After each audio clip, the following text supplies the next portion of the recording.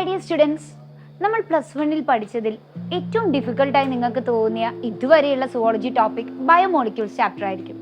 അപ്പോൾ ഈ ബയോമോളിക്യൂൾ ചാപ്റ്ററിനെ ഒന്ന് ബ്രേക്ക് ചെയ്ത് അതിൽ ഏതെല്ലാം ടോപ്പിക്സ് ആണ് നിങ്ങൾ സ്ട്രെസ് ചെയ്ത് ആദ്യ ടൈം പഠിക്കുമ്പോൾ തന്നെ പഠിക്കേണ്ടതെന്ന് നമുക്കൊന്ന് ചെക്ക് ചെയ്താലോ.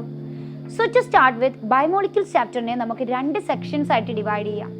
ആദ്യത്തെ സെക്ഷനിൽ നമ്മൾ ശരിക്കും പഠിക്കുക പ്രൈമറി ആൻഡ് സെക്കൻഡറി മെറ്റബോളൈറ്റ്സിനെ കുറിച്ചാണ്. അതിൽ പ്രൈമറി മെറ്റബോളൈറ്റ്സ് ആണ് നമുക്കറിയാവുന്ന amino acids which turns to protein, നമ്മുടെ glucose like monosaccharides which turns to polysaccharides, then you have nucleotides which turn to nucleic acids, and finally നമുക്കുള്ളത് നമ്മുടെ ലിപ്പിഡ്സ് ആണ് which is made of fatty acid and glycerol. അപ്പോൾ ഇവിടെ ഈ ഒരു first പോർഷനിൽ ഏതെല്ലാം ടോപ്പിക്സ് ആണ് സ്ട്രെസ് ചെയ്യേണ്ടത്? To start with primary and secondary metabolites.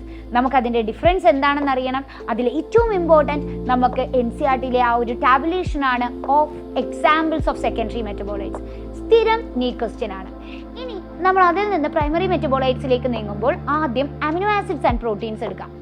Amino ആസിഡ്സിൽ നിങ്ങൾ ശ്രദ്ധിച്ച് പഠിക്കേണ്ടത് first of all zwitter ion formation, പിന്നെ അമിനോ ആസിഡ്സിൻ്റെ അസിഡിക്, ബേസിക് ആൻഡ് ന്യൂട്രൽ എന്ന ക്ലാസിഫിക്കേഷൻ, ജസ്റ്റ് ദാറ്റ്. പിന്നെ നിങ്ങൾ ശ്രദ്ധിക്കേണ്ടത് of course amino acids turn to protein അല്ലേ. അപ്പോൾ നമുക്കറിയാം ഈ പ്രോട്ടീൻസിന് ഡിഫറെൻറ്റ് സ്ട്രക്ചേഴ്സ് ഉണ്ട്, primary, secondary, tertiary and quaternary structure. All this are important.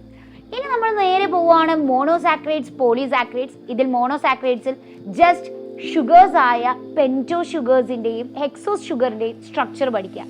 ശേഷം നിങ്ങൾ നേരെ പോളിസാക്രൈഡ്സിലേക്ക് കടക്കുമ്പോൾ അതിൽ ഹോമോപോളിമേഴ്സ് ആയിട്ടുള്ള നമ്മളുടെ സെല്ലുലോസ് ആവട്ടെ അല്ലെങ്കിൽ ഗ്ലൈക്കോജൻ ആവട്ടെ, ഇതിൻ്റെയൊക്കെ കോമ്പോണൻസ്, അതിൻ്റെ മോണോമർ യൂണിറ്റ് എന്താണെന്ന് മാത്രം ഇപ്പോൾ ജസ്റ്റ് നോക്കി വെക്കാം.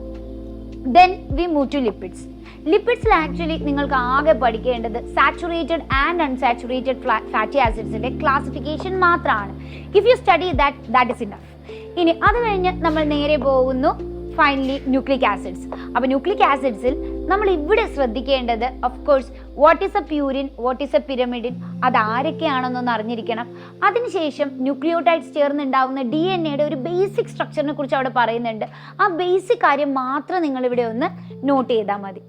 അപ്പോൾ ഇത്രയും പറഞ്ഞപ്പോൾ ഫസ്റ്റ് സെഗ്മെൻറ്റ് കഴിഞ്ഞു. ഇനി നമ്മൾ നേരെ പോകുന്ന സെക്കൻഡ് സെഗ്മെൻ്റ് ആയ എൻസൈംസ് എന്ന് പറയുന്ന പാർട്ടിലേക്കാണ്. അപ്പോൾ എൻസൈംസ് എന്ന് പറയുന്ന പാർട്ടിൽ നമ്മൾ ശ്രദ്ധിക്കേണ്ടത് ഇവിടെ നിന്നാണ് ഏറ്റവും കൂടുതൽ ക്വസ്റ്റ്യൻസ് വരിക.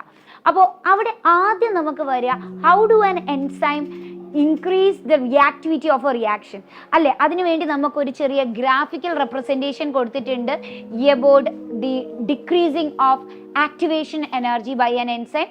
ആ ഒരു ഗ്രാഫ് നിങ്ങൾ പഠിക്കേണ്ടതാണ്. ശേഷം ക്ലാസിഫിക്കേഷനിലേക്ക് ഡയറക്റ്റ് നമുക്ക് ജമ്പ് ചെയ്യാം. നമുക്കറിയാം 2 ടൈപ്സ് ഓഫ് ക്ലാസിഫിക്കേഷൻ ഉണ്ട്. ഇതിൽ തന്നെ നിങ്ങൾ ഇപ്പോൾ ഫസ്റ്റ് ടൈം പഠിക്കുന്നവർ ആദ്യം ശ്രദ്ധിക്കേണ്ടത് that second classification based on its structural configuration. അപ്പോൾ നമുക്കറിയാം സിമ്പിൾ എൻസൈംസും ഉണ്ട്, ഹോളോ എൻസൈംസും ഉണ്ട്, അതിൽ അപ്പോ എൻസൈമും കോ ഫാക്ടറും ഉണ്ട്. ഈ കോ ഫാക്ടർ എന്ന് പറയുന്ന റീജിയൻ നിങ്ങളൊന്ന് ശ്രദ്ധിച്ച് പഠിക്കാതെ you have co enzymes, prosthetic group and metal ions with example. അപ്പോൾ ഇത്രയും കാര്യങ്ങൾ ഫസ്റ്റ് ടൈം നിങ്ങൾ ബയോമോളിക്യൂൾസ് പഠിക്കുമ്പോൾ സ്ട്രെസ് ചെയ്ത് പഠിക്കുകയാണെങ്കിൽ you have almost covered 70% of this chapter. അത് കഴിഞ്ഞിട്ട് നമ്മൾ നെക്സ്റ്റ് പഠിക്കുമ്പോഴത്തേക്കും നമുക്കതിൻ്റെ ഡീറ്റെയിൽസിലേക്ക് പോവാം കേട്ടോ.